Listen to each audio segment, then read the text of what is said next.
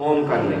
क्या नियम पढ़ेंगे? ओम का नियम। मैंने आप लोगों को पहले बताया है ओम वीर। एक नाम बताया था पहले भी जब पढ़ाया था कि ओम वीर, एक नाम याद रखना है ओम वीर।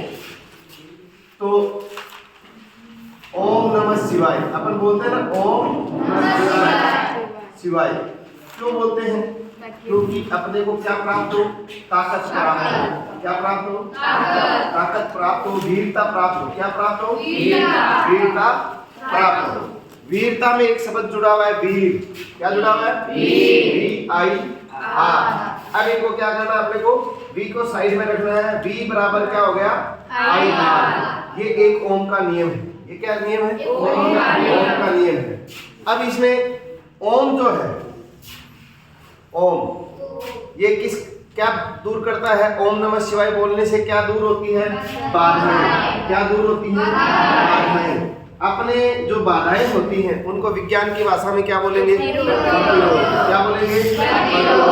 तो जो आर है, आर से अपन क्या दिखा रहे हैं? प्रतिरोध। आर से अपन क्या दिखा रहे हैं? प्रतिरोध। आर यानी रफ। आर यानी रफ का होता है यानी कि ऊबड़ खाबड़ रास्ता जो प्रतिरोध का काम करे। ऊबड़ खाबड़ जो विद्युत धारा के मार्ग में बाधा है, अपन ने पढ़ा हुआ है पहले। अभी सिर्फ आपको याद करने के हिसाब से, जो बच्चे कमजोर हैं उनको याद कैसे हो उस हिसाब से अपन पढ़ा रहे हैं कि वैसे तो क्या होता है, विद्युत धारा के मार्ग में बाधा को क्या बोलते हैं? प्रतिरोध। तो बाधा है प्रतिरोध आर। अब अपने को पता है प्रतिरोध का मात्रक क्या होता है? प्रतिरोध का मात्रक क्या होता है? ओम। ये ऐसा रास्ता है यानी ऊबड़ खाबड़ रास्ता है। ओम का निशान कैसा होगा? ऐसा। उल्टे यू के जैसा निशान क्या होगा? ओम का। अब मेरे को इन दोनों में से क्या निकालना है?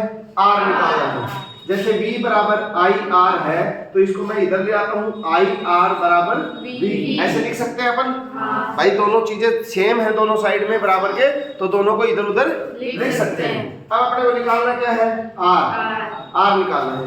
R निकालने के लिए इसके आस पास में या इसके नीचे कोई भी शब्द है, कोई भी अंक है, कोई भी जो है अल्फाबेट, उसको अपने को यहाँ से हटाना पड़ेगा। तो IR के पास में क्या है? आई को यहाँ से हटाएंगे तो आई को किधर भेजेंगे? इस साइड में भेजेंगे। ये कह रहा है, आर कह रहा है कि मैं मेरे पास किसी को नहीं रखूंगा अगर मैं अकेला रहूंगा तो आर अकेले को निकालने के लिए इस आई को भेजना पड़ेगा अपने को।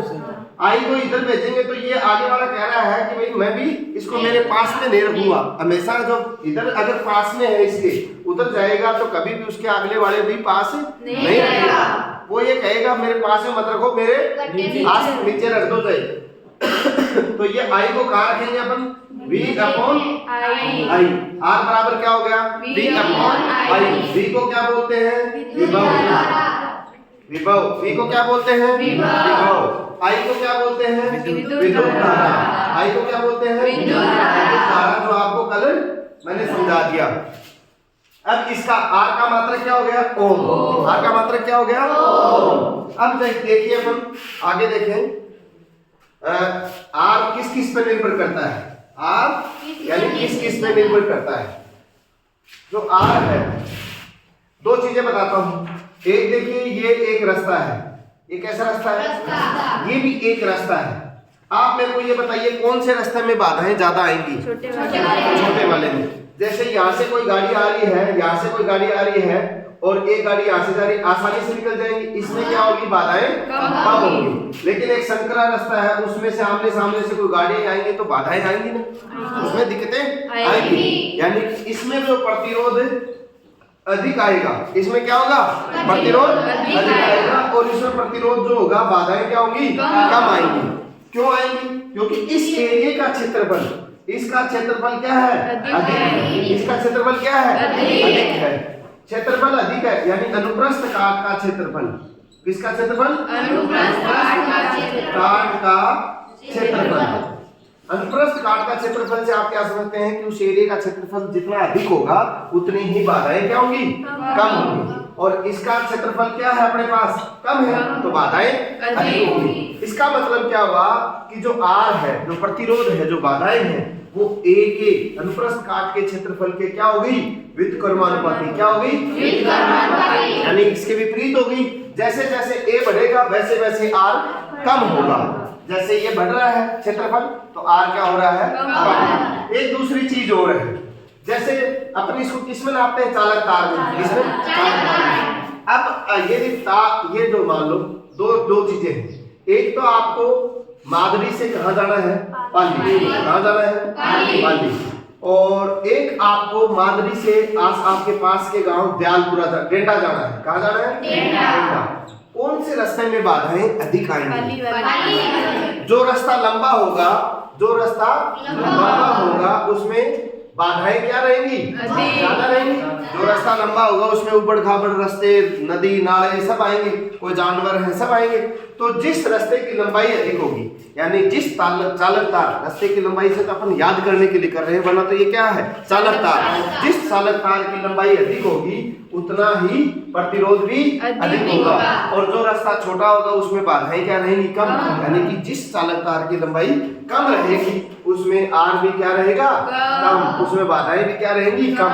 तो इसका मतलब क्या हो गया? आर समानुपाती एन और आर व्युत्क्रमानुपाती 1/a, यानी कि क्षेत्रफल के तो क्या होता है? प्रतिरोध व्युत्क्रमानुपाती होता है, यानी उल्टा चलता है।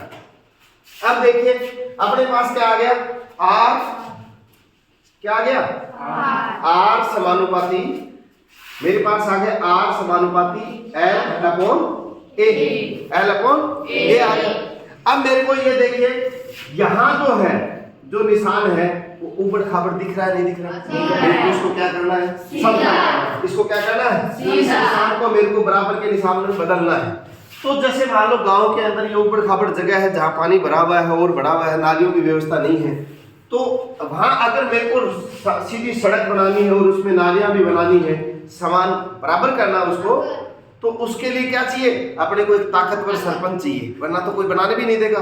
तो ताकतवर सरपंच को क्या कहते हैं? क्या कहते हैं? कैसे?